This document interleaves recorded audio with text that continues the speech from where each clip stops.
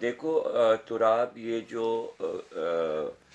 کربلا بنی ہے نا پٹی میں، تو اس کے جو بانی ہیں وہ ہے خادم حسین صاحب.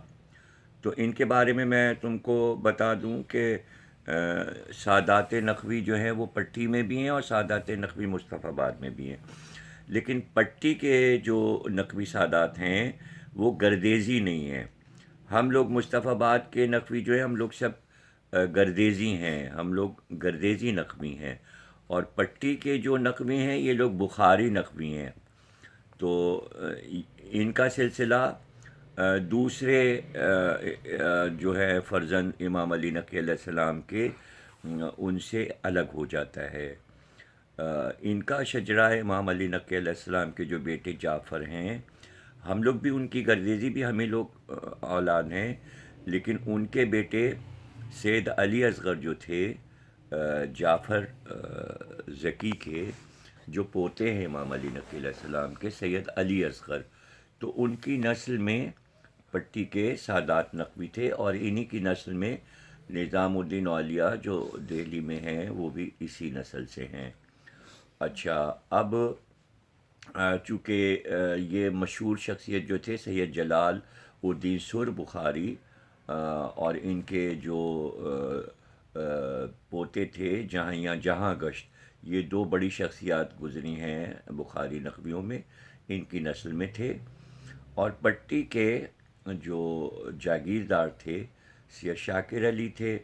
ان کی شادی جو ہے وہ اجوا میں ہوئی تھی، اور ان کی زوجہ کا نام فہم النساء بی بی تھا.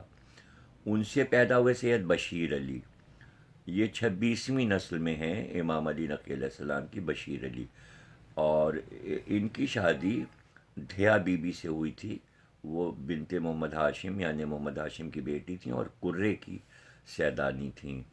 بشیر علی جو کہ رئیس تھے، جاگیردار تھے سادات پٹی کے، ان کے 4 لڑکے تھے: سید نثار علی، سید پرورش علی، سید نوازش علی، سید مظفر علی.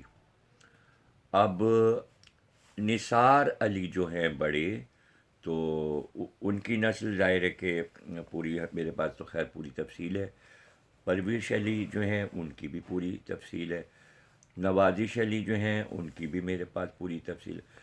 لیکن بتانا یہ کہ سید مظفر علی جو سید بشیر علی کے چوتھے بیٹے تھے، ان کے بیٹے سید خادم حسین ہیں، جاگیردار پٹی، جنہوں نے یہ کربلا بنوائی.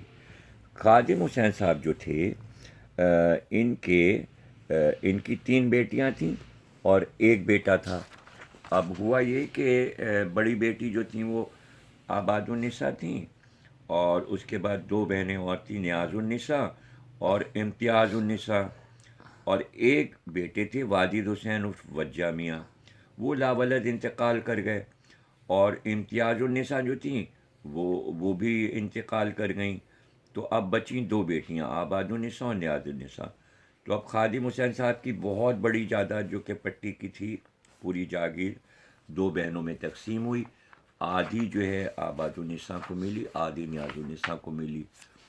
اب اس کے بعد جو ہے وہ درگاہ جو انہوں نے بنوائی روضہ امام حسین السلام کربلا کے نام سے، گنگا کے کنارے، خادم حسین صاحب نے تو اس جائیداد کے ذریعے اوقاف انہوں نے بنا دیا، وقف کر دیا. اور وقف کا جو متولی بنایا انہوں نے اپنی بڑی بیٹی آباد النساء کو، جو ہمارے یعنی دادا دیانت حسین نقوی کی والدہ تھیں آباد النساء. تو ہمارے پردادا کو متولی بنایا گیا عنایت حسین کو، اور اس کے بعد پھر ان کے بیٹے یعنی ہمارے دادا دیانت حسین اس کے متولی بنے. اور وہی وہاں کی جائیداد کو بھی دیکھتے تھے اور مجالس وغیرہ کراتے تھے. اور چونکہ آباد النساء بی بی جو تھیں، انہوں نے 28 رجب 1887 کو وفات پائی. اور ہمارے گھر میں ان کی فاتحہ خوانی جو ہے وہ 28 رجب کو ابھی بھی ہوتی ہے. آباد النساء بی بی یعنی کہ جو خادم حسین بانی کربلا کی بیٹی ہیں.